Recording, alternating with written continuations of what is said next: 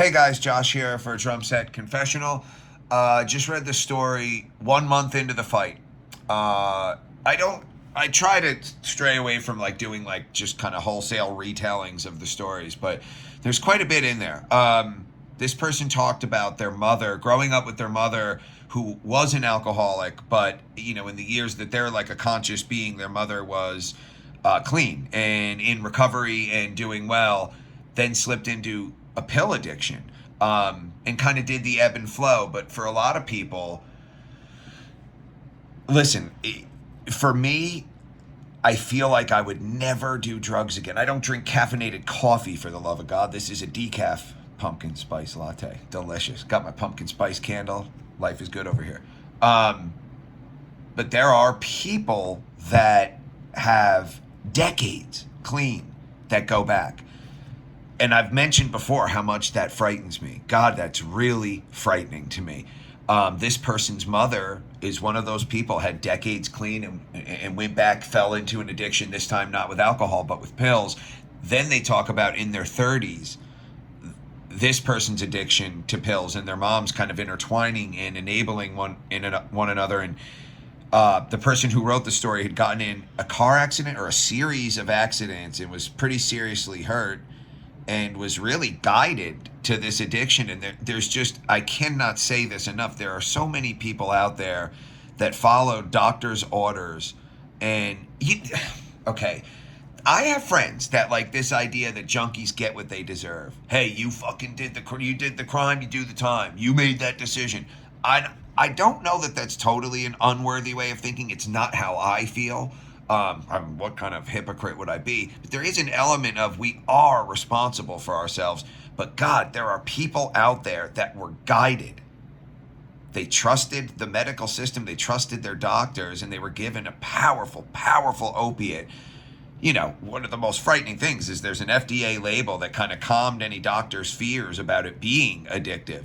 This is non-addictive. They called the most addictive thing in the world non-addictive. Our FDA did that. So it's bad, y'all. That's fucking bad. And they really ushered in a heroin epidemic. This all started with flooding medicine cabinets with OxyContin. I don't know a junkie. I do not know a junkie that did not start with OxyContin. And let's say you shatter your knee, you shattered your feet, you have some kind of serious injury. Well, of course they're giving you OxyContin. They're giving people OxyContin who stubbed their fucking toe or banged their elbow on a table. I mean, the streets were flooded with this shit. But these people went and in good faith followed doctor's orders. And in a matter of a week, 2 weeks, this has you by the balls. It floods you with serotonin. We all just want to feel good. You're done. It's got you. And it takes a really strong person. I didn't have the strength. I said more, more, more. And that's what most people say, because they delivered to you synthetic happiness in pill form. And once it got you, it just grabbed you by the throat, or by the balls, as I so eloquently put. Anyway, in their story, they're a month into the fight, so I think it was fairly recently that they lost their mom. Their mom is no longer on earth, which resonates with me. I lost my mom. My mom, she died 3 years ago, but she was gone, I don't know, 7 years ago. She, with Alzheimer's, robbed her of everything. And we probably have a lot of similar thoughts. If we were sitting across the table from each other, we probably really could connect on this idea that, our mothers never got to, never will get to see us really flourish. And that can be painful. It's not,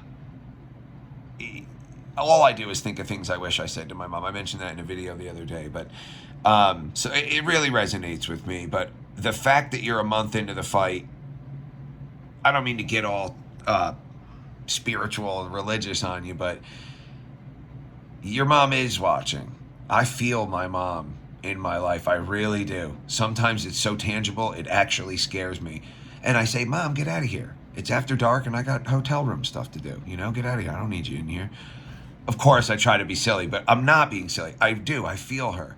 I feel her essence. I feel something that is an evolved version of her, something I can't see or touch, but I feel it. And your mom is watching, and you mentioned that in your story. Your mom watching from heaven. The idea of heaven, I think, is very similar to what I'm saying. They are here with us, and and your mom, you do this to honor her. You can't get to 6 years clean, 6 months clean without getting to that month first, and you're there and you're in the fight. I'm proud of you. I want you in the fight, and we want you here. God, it's just so easy to lead to a grave, especially in this day and age. Stay in the fight. I know you. I think you will. I don't. I hate feeling preachy. We want you in the fight, and I'm so proud of you that you are in the fight. Even though I hate proud, I'm honored that you would share your story with us, and I'm honored to know you in this capacity, and I hope we get to know you even more. It's an anonymous story, but I hope we get to know you even more, whoever you are, and stay in the fight. God, like when I look back on if I had just utilized some of the things, people would say, hey man, call me if you're feeling weak, call me. And I would never call. I urge you to call. Speak up, talk. God, if I just had the balls to talk, my whole life could have been different. If I just had the courage to be honest. So I appreciate your honesty. And I'm so glad you're in the fight. I am deeply sorry you lost your mom, but you fight to honor her.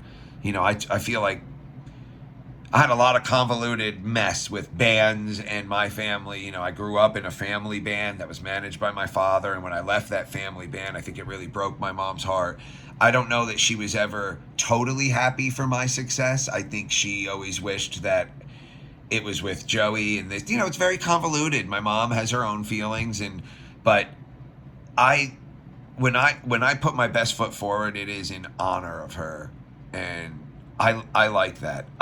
There's something really moving to me about honoring my mother and my father and my brother, my family, when I'm leading with my best foot. And I hope that's true for you too. You honor her with your sobriety. And I'm proud. Even though I hate proud, I'm really proud. I urge you guys to go check out the story on drumsetconfessional.com. 1 month into the fight. Let's go. All right. Peace, guys. Later.